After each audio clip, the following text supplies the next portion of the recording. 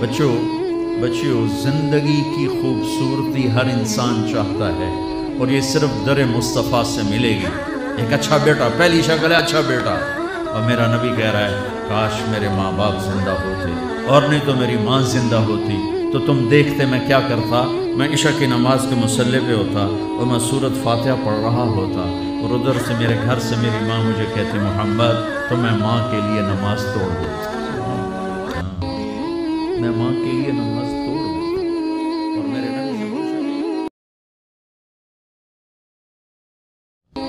اور میرے نبی سے پوچھا گیا یا رسول اللہ قیامت کب آئے گی؟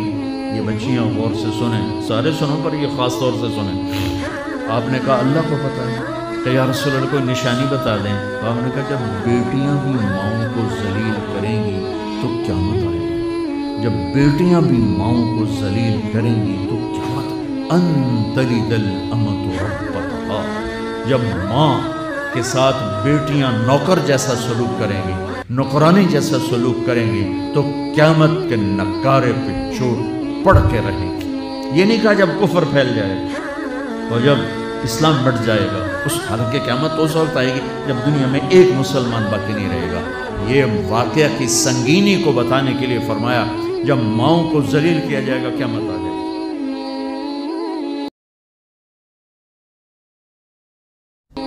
میرے نبی نے فرمایا عمر تیرے دور میں ایک شخص آئے گا اویس، اس کا قبیلہ ہوگا مراد، آگے سب کاسٹ ہوگی قرن، اویس بن عامر، اسے دعا کروانا، وہ کالے رنگ کا ہوگا، چھوٹے قد کا ہوگا، اور اس سے دعا کروانا، دعا تو بھی کروانا، علی تو بھی کروانا، علی اور عمر اویس ان کے لیے دعا کریں۔ انہوں نے پوچھا کیوں؟ کہ اس نے ماں کی خدمت کر کے اللہ کو اتنا راضی کر دیا ہے، جب وہ ہاتھ اٹھاتا ہے اللہ خالی نہیں لوٹاتا۔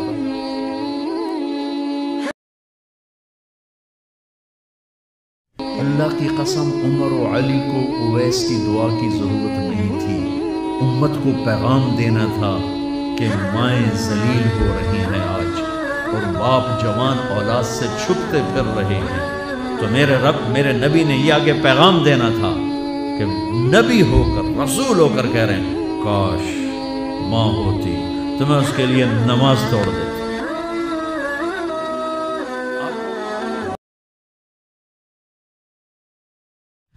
آپ کو 8 عورتوں نے دودھ پلایا والدہ سمیت، ان میں ایک ایمن بھی ہے، آپ کے والد کی باندھی۔ تو گھر میں تشریف فرما تھے، ایمن بیٹھی تھی حضرت عائشہ، تو ایمن کہنے لگی یا رسول اللہ پانی تو پلا دیں۔ تو اللہ کے نبی ایک دم اٹھے تو حضرت عائشہ ناراض ہو گئی، ایمن اللہ کا رسول کو کہتی پانی پلا، تو اور کیوں میں کہوں میرا بیٹا ہے، میں نے دودھ پلایا۔ تو حضرت میرے نبی نے کہا ہاں عائشہ یہ میری ماں ہے، اس کا میں نے دودھ پیا۔ آپ اٹھے، گھڑے میں سے پانی بھر کے یوں دونوں ہاتھوں سے حضرت ایمن کو پیش کیا جو حبشی باندھی تھی، چونکہ دودھ پیا ہے تو ماں کا لفظ صادق آ گیا۔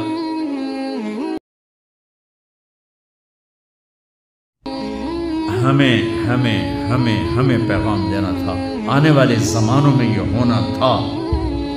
سبحان اللہ۔ امام ابو حنیفہ کا نام تو سب کو معلوم ہے نا، ایک اور عالم بتاتا ہوں، عبد الرحمن بن ابی لیلہ، ان میں علمی کھٹ پٹ تھی بہت زیادہ، آپس میں بنتی نہیں تھی۔ تو ابو حنیفہ جیسی ہستی جن کے کروڑوں فالوور آج ہیں، ان کی ماں کہتی نعمان یہ مسئلہ ہے جا کے عبد الرحمن سے پوچھ کے آ۔ زندگی میں ایک دفعہ نہیں کہا ماں جی میں اس کو بڑا عالمہ میرے کو پوچھ لو، کہا اچھا ماں جی، اپنی چادر اٹھاتے اور پہنچ جاتے دروازے میں دستک دے کے بھائی مجھے میری اماں نے بھیجا ہے آپ اس میں فتویٰ، حالانکہ ان کی اپنی رائے اس کے خلاف ہوتی تھی، لیکن ماں کے احترام میں جا کر ان سے مسئلہ پوچھتے جن سے روزانہ مناظرہ ہوتا تھا، روزانہ کھٹ پٹ ہوتی تھی علمی۔ ماں نے کہہ دیا میرے نبی کی ہر ادا کو میرے اللہ نے محفوظ فرما دیا، قیامت تک کے انسانوں کے لیے محفوظ فرما دیا، تاکہ آج کا دور ہو یا اس سے آگے کا دور ہو میرے نبی کیسے تھے کتاب سامنے لکھا، اور اللہ ایسے لوگ پیدا کرتا رہے گا جو نبی کا چلتا پھرتا نمونہ بھی ہوں گے۔ جن کی زندگیوں میں جھلک ہوگی میرے نبی کی مستورات کی، بیگمات کی جھلک ہوگی ان کی عورتوں میں، اور میرے نبی کی زندگی کی جھلک ہوگی اپنی زندگیوں میں۔ اس لیے میرے نبی کی اللہ نے ایک ایک شے کو محفوظ فرمایا۔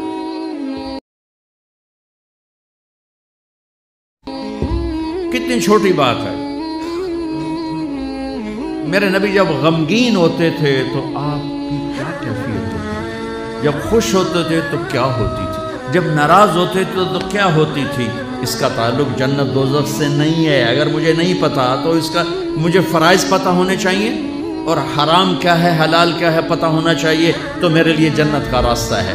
لیکن میرے نبی سے میرے رب نے پیار کیا، حبیب بنایا، ان کی ہر ادا محفوظ کر دی۔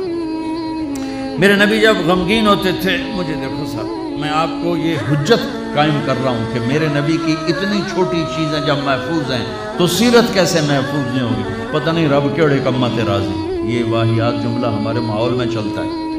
میرا رب میرے نبی کے عملوں پہ راضی، میرے نبی کی زندگی پہ راضی، میرے نبی کی اداؤں پہ راضی، میرے نبی کی خوشی پر خوش ہے، میرے نبی کی ناراض۔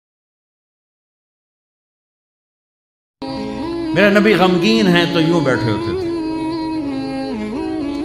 یہ ٹپیکل علامت تھی کہ آپ غمگین بیٹھے ہوئے، یہ ہاتھ یہاں اور داڑھی کبھی پکڑ لیتے تھے، یہ اس بات کی نشانی ہوتی ہے آپ غمگین بیٹھے۔ جب آپ غصے میں ہوتے تھے تو آپ ہماری طرح تو اظہار تو کرتے نہیں تھے، پی جاتے تھے۔ جب پیتے تھے تو ریئیکشن باڈی کا جو ہوتا تھا، یہاں ایک وین تھی جو ایسے ایسے ایسے ایسے ایسے ایسے ابھر آتی تھی، یہاں بال نہیں تھے، یہاں وین تھی جو ابھر آتی تھی، پھر وہ ایسے ایسے کرتے تھے، ایسے ایسے ایسے۔ تو یہ اس بات کی نشانی ہوتی تھی کہ آپ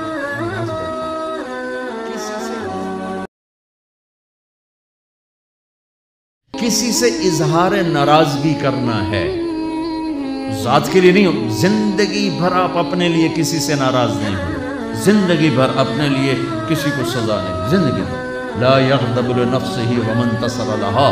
آپ کی سیرت کے دو الفاظ بتا رہا ہوں، کبھی آپ اپنی وجہ سے غصے نہیں ہوئے اور اپنی وجہ سے کسی کو سزا نہیں ہوئی۔